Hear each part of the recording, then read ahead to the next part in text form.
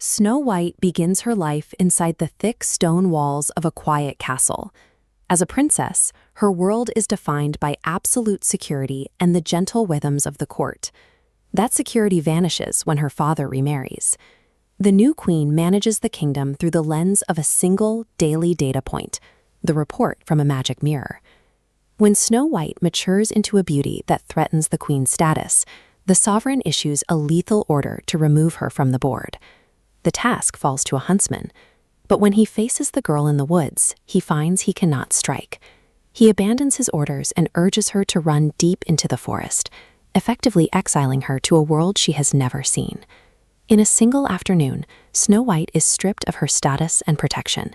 She is left in a wilderness where her royal title carries no weight, and her life depends on skills she was never taught. The woods are not merely a setting, they are a direct threat. Jagged stones and thick thorns replace the castle's polished floors. As the sun sets, the long shadows of the trees morph into the shapes of monsters, closing in on her. By nightfall, the physical and psychological weight of the exile takes hold. She collapses onto an old log, alone in the dark, her energy and her options exhausted. In this environment, time is the enemy.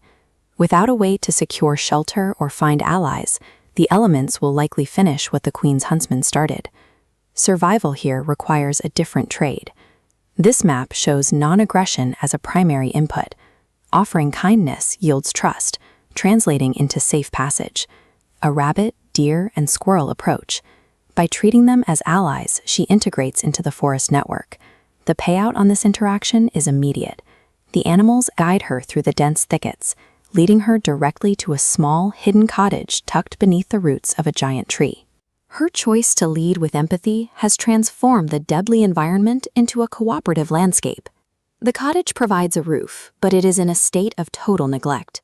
The sink is full of dirty dishes, and a thick layer of dust covers the floor, suggesting the occupants are too busy to maintain their own home. Snow White is at the limit of her endurance. She eats small portions from the plates on the table and falls asleep across one of the tiny beds, her physical resources fully depleted. When the 7 miners return, they are armed with pickaxes and ready for a major confrontation. Snow White negotiates a new arrangement. She will provide the domestic management they lack in exchange for a permanent place to stay. This is a calculated exchange.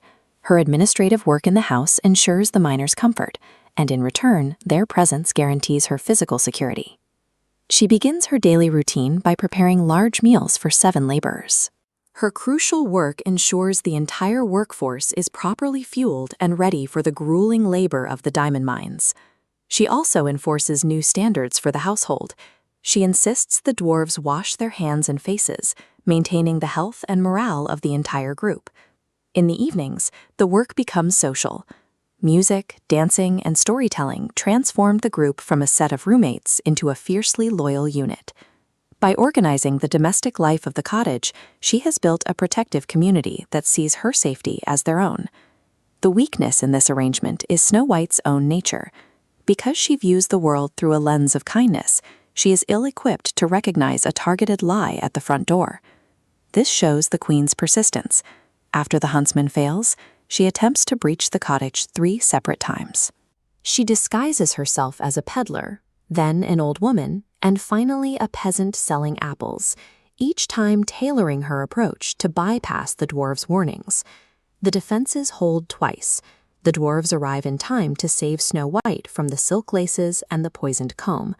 But the third attempt, the poisoned apple, finally succeeds, putting Snow White into a sleep so deep it resembles death. While her network of friends was strong, it could not compensate for her inability to perceive malicious intent. Even now, her earlier investment in these relationships pays off. The dwarves and animals refuse to leave her side. They build a coffin of glass and gold, keeping watch over her for years and ensuring she is never forgotten or lost to the earth. This constant vigil eventually draws a prince into the forest. Moved by the sight of the princess, he opens the coffin, and his kiss breaks the queen's spell. The subsequent marriage is a massive event that reaches every corner of the kingdom. When the queen hears that the new bride, now a queen of a neighboring allied realm, is the fairest of all, she realizes her power is gone. Stripped of her status and her mirror's validation, she flees into the mountains and is never seen again. Snow White survived the woods by trading kindness for protection and domestic work for loyalty. In the end, those alliances didn't just keep her alive, they built the foundation for her to reclaim her throne.